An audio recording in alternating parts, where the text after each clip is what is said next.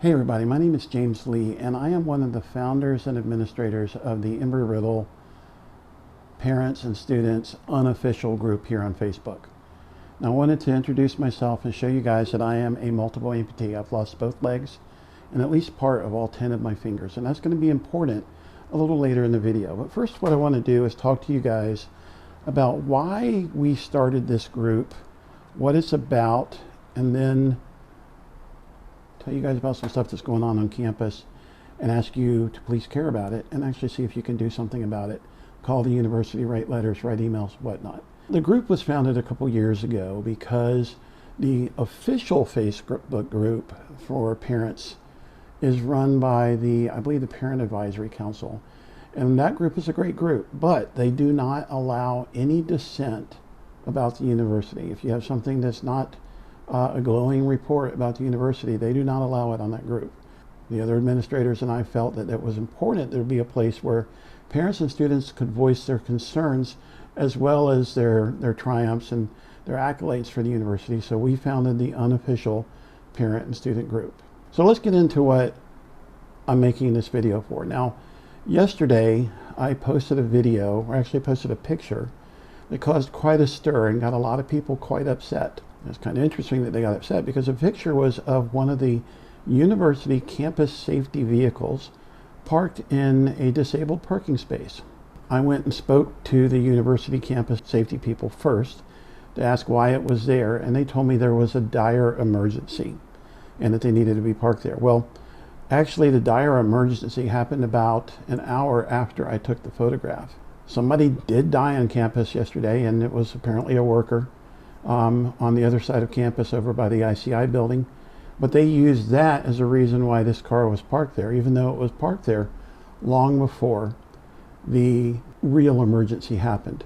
Now, ironically, this car that was parked there is the vehicle that has the license plate readers on it that they drive around and use to find people who are parking illegally and write tickets. So this is the car that the campus security uses to charge your eagles for parking in spaces where they shouldn't. Kind of ironic that they were in that parking space. Granted, they said it was an emergency, a dire emergency at that. But I know for a fact, because I was on campus when the dire emergency happened, it happened across the street behind the ICI building, and it happened about an hour after I took the picture. Now, I've got two kids who are students here at Embry Riddle, and we live locally, and my kids essentially grew up on campus.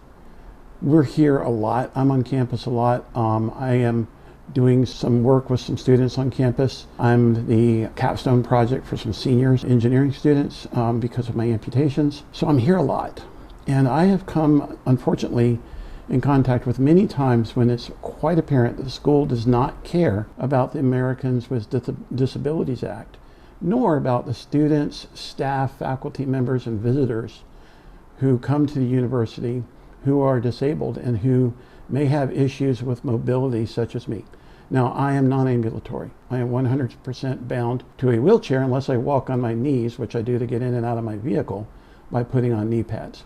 I need to have the extra space that is afforded by having the hash-marked spots next to a handicap parking space for me to be able to get my wheelchair in and out of my vehicle and to be able to get in and out of the doors and whatnot. Now, many other people who use mobility devices are in the same boat as me, and they need that spot.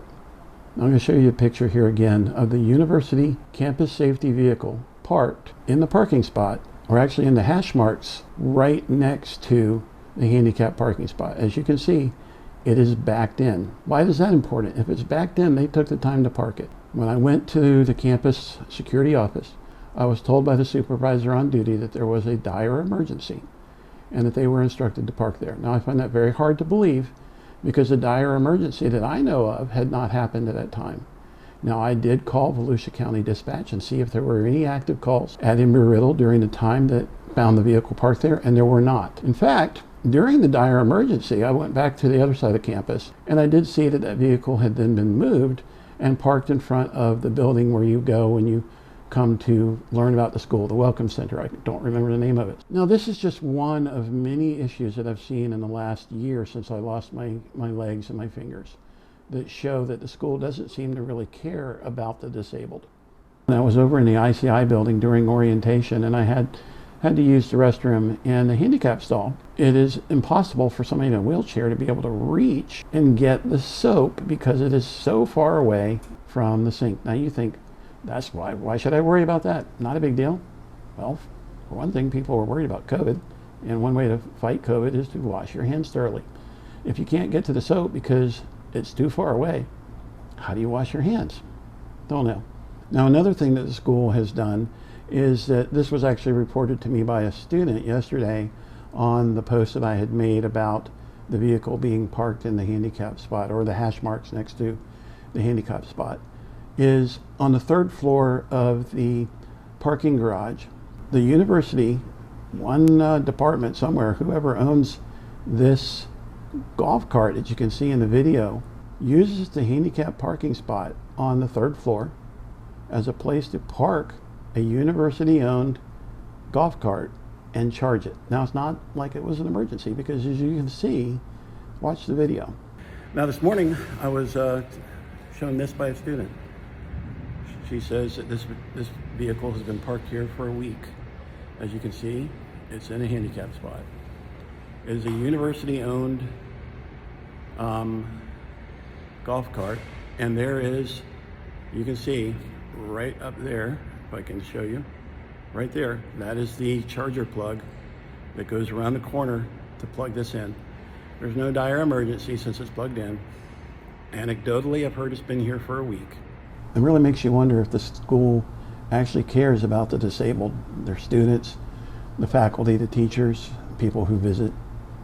I don't know. Now, another glaring example of this that happened just today when I went to campus to have dinner with my daughter.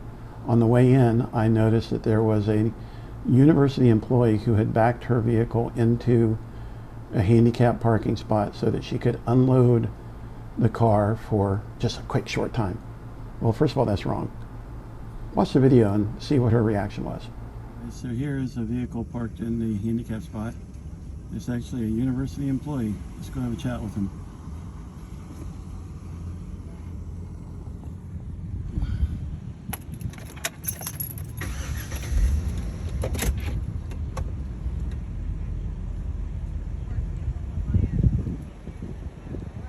Hey, ma'am. You work here, right? Yeah, I'm leaving. So my name's James, and you're on camera. Okay. Why are you parked in a handicapped spot when you're not handicapped? Because I was helping women in aviation, and I couldn't pull up. Not cool. You know, the university doesn't care about ADA, and you are a perfect epitome of the example of how the university doesn't care. Helen, well, I do, so you're wrong about that. So why are you parked in a handicap spot? Because I was running in. Not acceptable. Okay. That's against the law. What else Helen, you're breaking the law, and you're doing it on university time. Wow, Helen. Seriously? That's your attitude? You're doing that on university property. You're doing that with a student, no less, who is looking up to you, and I suppose you're mentoring because you're helping her get stuff into the building. And you're showing that having a disregard for the disabled and the law is okay. Now, what is funny and even more ironic is when I said to her at the end of the video, right before I cut off the video, I said, "You're doing this on university time." And her response right after I cut off the video, "I cut off at 4:50. Okay, Helen, it's all right to do it if you're not on duty. Now, guys, if you made it this far in the video, I want to make a plea for you guys to care. I know that you may think it's not a big deal, but the people who need those spots, it is an absolute big deal, and it is a daily struggle to have access to buildings, to be able to get in and out of our vehicles, to be able to go about our lives, and to be productive members of society. I encourage anybody who sees this video to get in contact with the school, email, call, drop by. Reference this video. Tell them they need to do better. If I've offended you, that's good. It should offend you. It shouldn't offend you that I'm telling you about it. No reason to call me a Karen. No reason to tell me to stay in my lane and stay in my own backyard. Guys, this is my lane. It is my own backyard. I live this every day. Embry Riddle in Daytona Beach doesn't really seem to care about the disabled. I have brought it up to the Office of Disability Services, or whatever it's called. Not really much is done. Actually, nothing was done. Platitudes. During the convocation the other day, there were some issues that I saw that people were tripping over wires that were in the door that they placed in really strange spots, and it made it hard for people in wheelchairs, myself and other people, including students, to get into convocation. And I brought it up with somebody, and they're like, hey, well, that's really important. I'm going to tell somebody to get in touch with you. I gave them my No Limb Gym card, and it has my local phone number on it, has my email.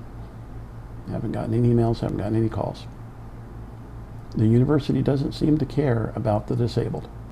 Now, if you made it this far, please get in touch with the university and let them know that they need to care about the disabled. They need to care about the students, the staff, the faculty, the visitors who have limits to their mobility, and to system-wide start making the campus more accessible. Thanks for watching.